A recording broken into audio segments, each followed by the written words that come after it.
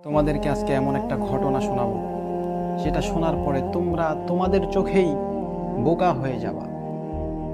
একজন ব্যক্তি ট্রেনের মাধ্যমে কোথাও এক জায়গায় যাবে, তো সে স্টেশনে আসার পরে দেখে তার ট্রেন 2-3 ঘন্টা পরে। সে এখন বিশ্রাম নেওয়ার জন্য বিশ্রামগারে প্রবেশ করেছে।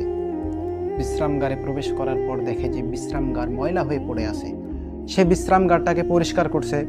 এরপরে দেখে যে বিশ্রামগারের লাইটটা অফ হয়ে আছে বা বন্ধ বা নষ্ট।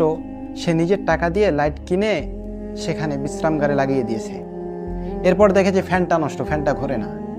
তো কি করছে, 2-3 ঘন্টা সে এখানে থাকবে।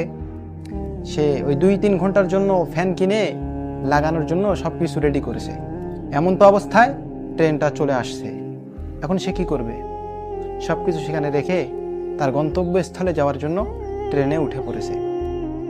তো তুমি এই লোকটাকে বোকা ভাববা না? তুমি তো বলবা যে এই লোকটা বোকা। এই লোকটার উদাহরণের মতো সেম তোমার জীবনটা।